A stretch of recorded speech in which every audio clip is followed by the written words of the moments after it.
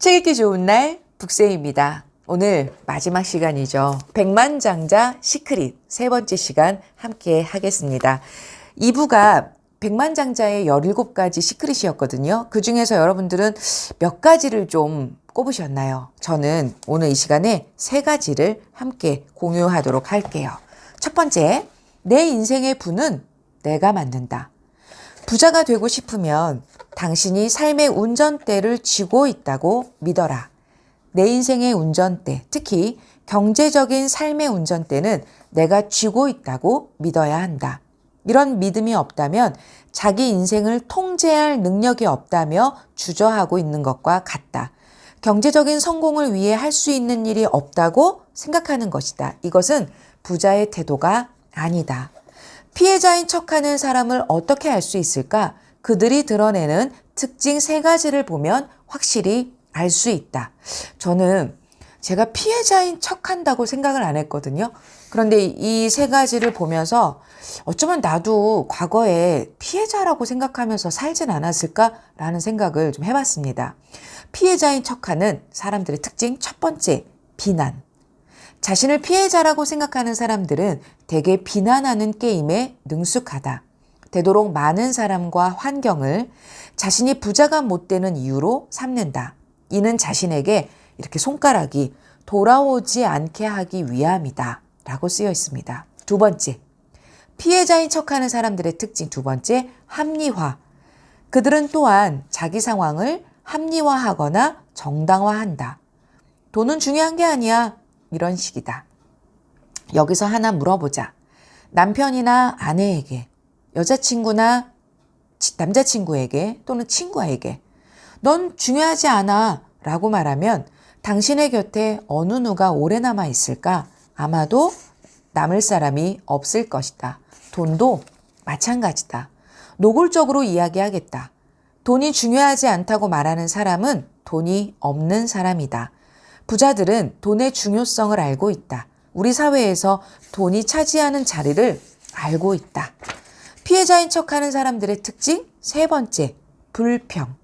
불평불만은 당신의 건강과 부자 되는 길에 가하는 최악의 행위이다. 이게 최악이래요, 불평이.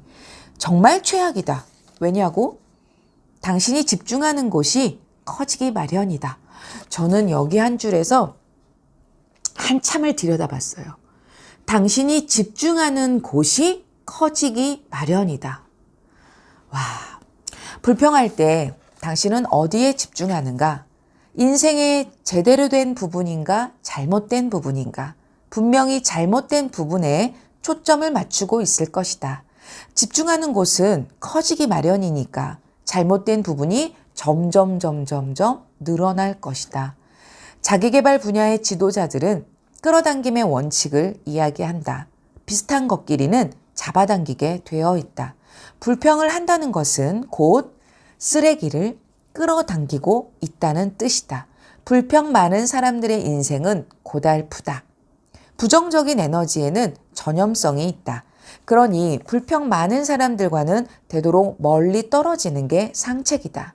그런데 간혹 불평을 귀담아 들어주는 사람들이 있다. 그런 사람들이 있죠. 저도 그러지 않았을까 싶어. 내가 막 먼저 하진 않는다 하더라도 들어주는 사람들이 있다. 왜 그럴까? 자기 차례가 돌아오길 기다리고 있는 것이다. 겨우 그 정도예요. 이번엔 내 얘기를 들어보세요. 여기서 좀 찔리기도 해요. 저도 살아오면서 이런 적 있었던 것 같아요. 당신의 삶을 확실히 바꿔줄 숙제를 내주겠다. 앞으로 일주일간 절대로 불평하지 말라. 입 밖으로 불평을 내뱉는 것뿐만이 아니라 머릿속으로 생각하는 것도 안 된다. 일주일 내내 지켜야 한다. 쉽지는 않을 것 같아요. 그렇죠. 어쩌면 나도 내 무의식 속에 아니면 의식 속에서든 불평을 하고 있는지도 모르고 있을 때도 있거든요. 그걸 일주일 내내 지켜야 한대요. 이유는 처음 며칠은 이전에 달라붙은 쓰레기의 잔해가 남아있을 수 있기 때문이다. 안타깝게도 쓰레기는 이렇게 빛의 속도로 움직이지 않는다. 쓰레기의 속도로 움직인다. 야, 따라서 깨끗이 청소하려면 시간이 좀 걸린다. 내가 지금까지 수천 명에게 이 숙제를 내주었는데 이 작은 훈련으로 인생이 크게 바뀌었다는 사람들에게 파묻힐 뻔했다. 믿자 본전이죠. 돈 드는 것도 아니고. 이렇게 인생이 바뀐 분들이 많대요. 이 숙제 일주일 동안 불평불만하지 않기. 장담하는데 삶의 쓰레기에 초점을 맞추지 않으면 쓰레기를 끌어당기지 않을 수 있고 그러면 삶은 정말로 경이로워질 수 있다. 불평이 많은 편이었다면 지금 당장은 성공을 끌어다릴 생각은 관두래요. 중간에만 있어도 훌륭한 시작이다. 지금부터 당신이 심하게 비난하고 합리화하고 불평하기 시작할 때마다 정신 똑바로 차리고 당장 그만두어라. 당신의 인생은 당신이 만들어가고 있다. 시시각각 당신의 삶의 성공을 끌어당기는 사람도 쓰레기를 끌어당기는 사람도 당신이다. 지혜롭게 생각하고 말해야 한다. 이분의 이렇게 글을 읽고 있으면요. 되게 사이다 같아요. 되게 속도 시원하고요. 그렇습니다. 저는 읽었을 때. 제가 두 번째로 꼽은 거는요. 행동하는 것이 행동하지 않는 것보다 낫다. 부자는 기회에 집중한다. 가난한 사람은 장애물에 집중한다. 가난한 사람들은 두려움을 바탕으로 선택한다. 이 상황에서 무엇이 잘못될까? 무엇이 잘못될 수 있을까를 계속 생각한대요. 잘못되면 어쩌지? 잘 안 될 거야. 이런 것들이 그들의 주된 마인드다. 중산층 사람들은 조금 더 낙관적이다. 잘 됐으면 좋겠다는 마인드를 갖고 있다. 부자들은 자기 삶의 결과에 책임을 지고 내가 잘 되게 만들 거니까 잘 될 것이다. 라는 마인드로 행동한대요. 공감합니다. 그리고 원하는 것에 집중하라. 여기서 또 하나의 핵심 원칙은 부자는 원하는 것에 집중하는 반면에 가난한 사람들은 원하지 않는 것에 집중한다는 점이다. 라고 쓰여 있습니다. 네, 이것도 읽어드릴까? 기회를 노리고 있으면 기회를 얻는다. 문제거리를 노려보고 있으면 문제거리들이 생겨난다. 야, 기회를 노리고 있으면 기회를 얻는데 왜 집중하니까? 문제거리를 이렇게 노려보고 있으면 문제거리들이 생겨난대. 왜? 집중하니까. 물론 문제가 생겼을 때 그걸 처리하지 말라는 말이 아니다. 문제가 생기면 당연히 해결해야 한다. 현 시점에서 해결책을 찾아라. 하지만 목표를 바라보는 시선은 고정시켜라. 관역을 향해 계속 움직여라. 원하는 것을 이루기 위해 시간과 에너지를 써라. 하고 제가 뽑은 두 번째 마인드였습니다. 마지막 세 번째 마인드는요. 두려움에도 불구하고 행동을 시작하라. 부자는 두려워도 행동한다.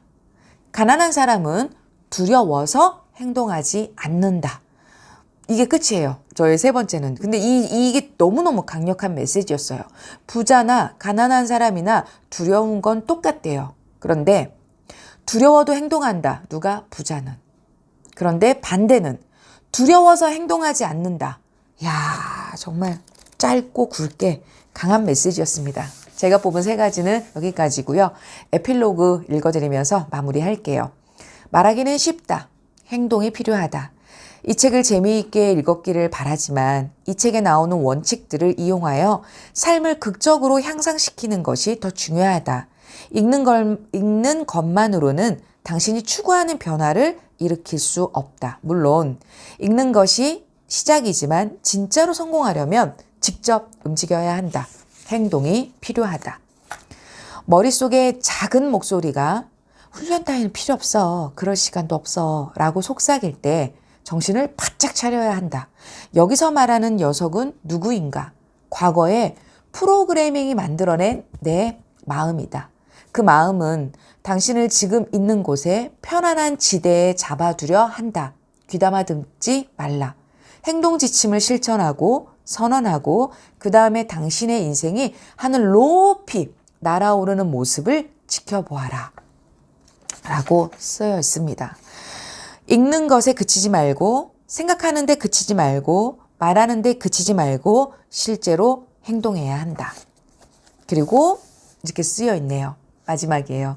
세상이 분명해지길 바란다면 당신부터 분명해져라. 세상이 나아지길 바란다면 당신부터 나아져라. 당신의 잠재력을 발휘하고 삶의 성공과 풍요를 더하기 위해 성장하는 것이 당신이 해야 할 일이다. 그런 노력을 통하여 타인을 돕고 세상을 긍정적으로 바꿔나갈 수 있다. 네, 끝. 참 좋은 책이었습니다. 우리 여기서 계속 나오는 선언이 있었죠? 나는 백만장자 마인드를 가졌다. 마지막으로 선언하면서 오늘도 북쌤이 응원합니다.